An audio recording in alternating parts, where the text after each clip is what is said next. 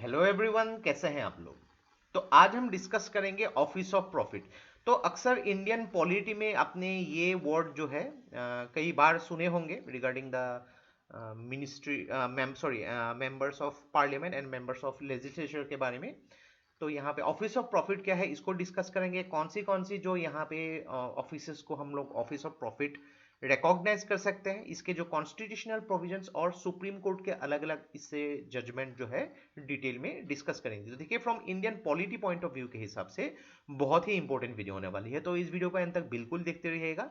और इससे पहले अगर आप लोगों ने हमारे चैनल को अब तक सब्सक्राइब नहीं किया है तो इसको प्लीज सब्सक्राइब कर लीजिए, ताकि आने वाले ऐसे ही वीडियोस के नोटिफिकेशन इस तरह आपको मिलते रहे। तो चलिए आज का वीडियो शुरू करते हैं। तो रिसेंटली झारखंड के चीफ मिनिस्टर उनको एक्यूज किया गया था कि उन्होंने एक ऑफिस ऑफ प्रॉफिट जो है उसको होल्ड किया है, और उनके खिलाफ जो है यहाँ पे कुछ प्ली भी की गई है कि उनको जो है जल्द से जल्द पनिशमेंट देनी चाहिए। तो देखिए, यहाँ पे किन से रिलेटेड ये ऑफिस ऑफ प्रॉफिट है ये इंपॉर्टेंट नहीं है। इंपॉर्टेंट है द मैटर, यानी कि जो यहाँ पे इशू है ऑफिस ऑफ प्रॉफिट से रिलेटेड, उसको हम लोग को जानना चाहिए।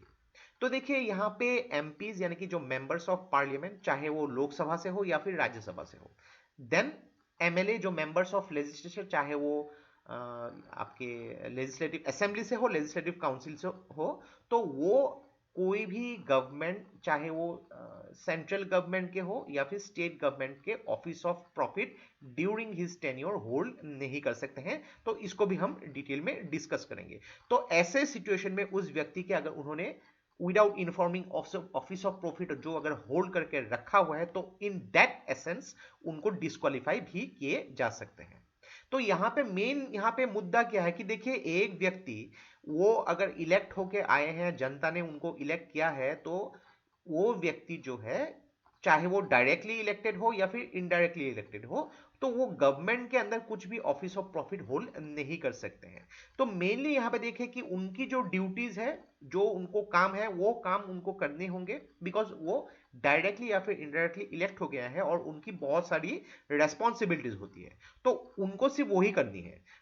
उनको कुछ भी इंटरेस्ट के वजह से यहाँ पे कुछ भी ऑफिस ऑफ प्रॉफिट वो होल्ड नहीं कर सकते हैं।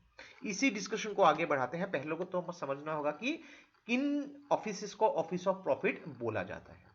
तो सिंपल तरीके से देखिए, एक एमएलए यानी कि एक मेंबर ऑफ लेजिस्लेटिव असेंबली या फिर लेजिस्लेटिव काउंसिल से भी हो सकते हैं, या फिर एमपी लोकसभा से हो सकते हैं, राज्यसभा से भी हो सकते हैं। वो कोई भी गवर्नमेंट के ऑफिस जो है होल्ड नहीं कर सकते हैं जहां वो अपने बेनिफिट या फिर सैलरी या फिर रिम्यूनरेशन ले रहे हैं। तो ऐसे जो ऑफिस को ऑफिस ऑफ प्रॉफिट बोला जा सकता है। तो देखिए, यहाँ पे ये सब जो है गवर्नमेंट ऑफिस से रिलेटेड है। यानी कि मान लीजिए कि एक व्यक्ति, वो चाहे एक डॉक्टर हो गए और उनका अपना एक प्राइवेट फर्म है जहां पे वो प्रैक्टिस करते हैं, और मान लीजिए कि वो एमपी हो गए, एज इलेक्ट हो गए, या फिर एमएलए के हिसाब से इलेक्ट हो गए, उनकी काम है। लेकिन ये जो है अपना प्राइवेट जो चैम्बर है, ये प्राइवेट चैम्बर में प्रैक्टिस कर सकते हैं, तो ये अपना प्राइवेट है, ये ऑफिस ऑफ प्रॉफिट नहीं कहलाएंगे। लेकिन व्यक्ति, मान लीजिए कि ये व्यक्ति जो है किसी भी सेंट्रल गवर्नमेंट या फिर स्टेट गवर्नमेंट के अंडर किसी जगह पे वो प्रोफेसर थे, तो वो ऐसे काम नहीं कर सकते। अभी अगर गवर्नमेंट से इंक्लूडेड थे या फिर गवर्नमेंट हॉस्पिटल के अगर डॉक्टर थे, तो वो नहीं कर सकते हैं। तो ऐसे बहुत सारे एग्जांपल आप देख सकते हैं। बहुत सारे ऐसे अगर व्यक्ति सपोज वो एज ए एक्टर थे, खिलाड़ी थे, वो अगर किसी प्राइवेट कंपनी, प्राइवेट इंस्टीट्यूशंस के साथ वो लगे हुए हैं, तो वो ऑफिस ऑफ प्रॉफिट नहीं लिख कहलाएंगे। यहाँ पे मैं एग्जांपल देना चाहता हूँ, जैसे कि हमारे भारत के पूर्व खिलाड़ी जो है गौतम गंभीर, फिलहाल वो एमपी है, लेकिन वो देखिए कि आईसीसी के अंदर यहाँ पे अलग अलग जो न्यूज चैनल में या फिर प्राइवेट जगह पे वो अपने स्पीच देते हैं, अपने कमेंट्री करते हैं, तो वो ऑफिस ऑफ प्रॉफिट नहीं कहलाएंगे, क्योंकि वो एक प्राइवेट जगह पे काम कर रहे हैं, ऑफिस ऑफ प्रॉफिट नहीं। तो यहां पे देखिए, 1964 में सुप्रीम कोर्ट ने ये रूल बनाया था कि कौन से ऑफिसर्स को ऑफिस ऑफ प्रॉफिट कहलाया जाएगा, ताकि उसके अपॉइंटमेंट से रिलेटेड बात हो सकी। तो यहां पे देखिए कि एक ऐसा ऑफिस जहां पे गवर्नमेंट जो है एक अथॉरिटी के द्वारा अपॉइंटमेंट देती है, तो वो ऑफिस ऑफ प्रॉफिट कहलाएगा।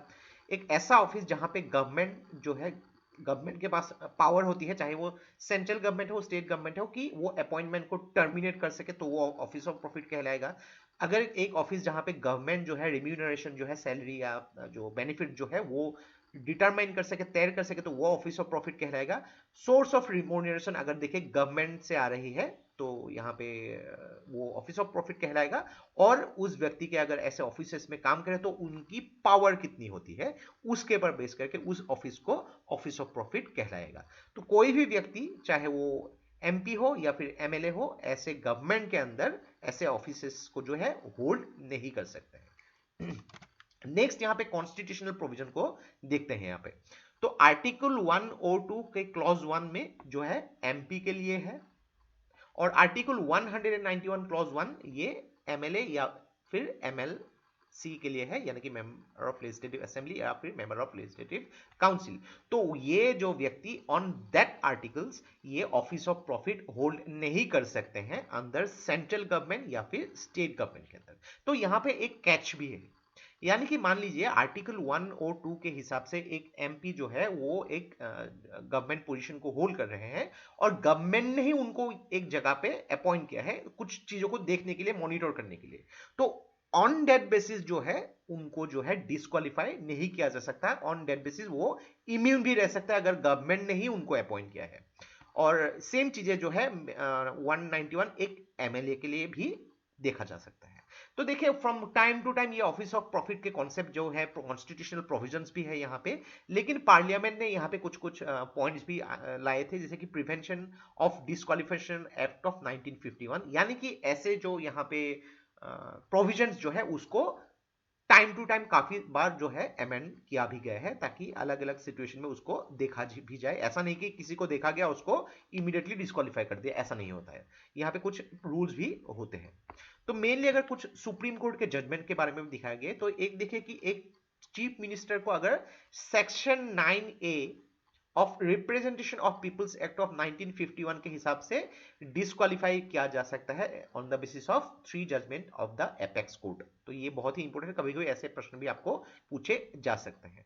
तो मान लीजिए कि यहाँ पे ऐसे सिचुएशन हो भी गई, अगर एक चीफ मिनिस्टर को डिस्क्वालीफाई कर भी दिया गया तो वो जो है हाई कोर्ट में उसके बारे में चैलेंज कर सकते हैं। और according to the supreme court order उनकी जो चैलेंज, उन्होंने जो भी यहाँ पे अपील की है उनको यहाँ पे उसके जो ऑर्डर एडजुडिकेशन जो है विद इन 4 मंथ जो है उनको देना होगा।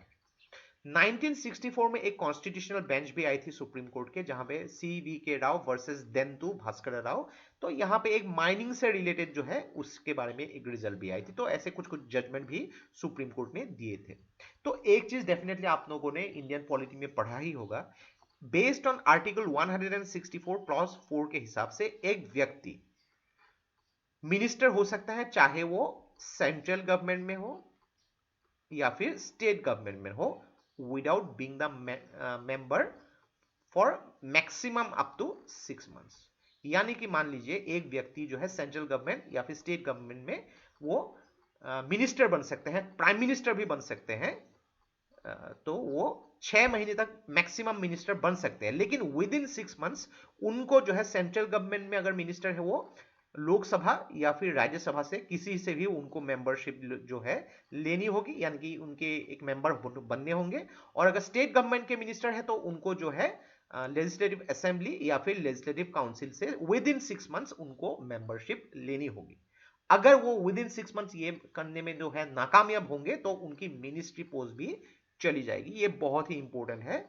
तो ये भी देखिए यहाँ पे मैंने मेंशन कर दिया ताकि आप ऐसे पॉइंट को लिख सके। तो देखिए आपको कभी कभी जो मेंस के आंसर राइटिंग में ऑफिस ऑफ प्रॉफिट से रिलेटेड सीधे सवाल पूछे जा सकते हैं या फिर प्रीलिम्स में भी आपको प्रश्न पूछे जा सकते हैं। तो ऐसे पॉइंट्स बहुत ही इंपॉर्टेंट है, कभी भी इसको इग्नोर मत कीजिएगा। तो ये था हम लोग का complete analysis regarding the office of profit. Indian polity में आप लोगों ने अक्सर कई बार इसको पढ़ा होगा। तो आशा करते हैं इस वीडियो से आपको बहुत कुछ चीजें सीखने को मिला होगा। और ये वीडियो अगर आप लोग अच्छा लगे इसको प्लीज लाइक कीजिए, इसको सब्सक्राइब कीजिए, इसको शेयर कर दीजिए।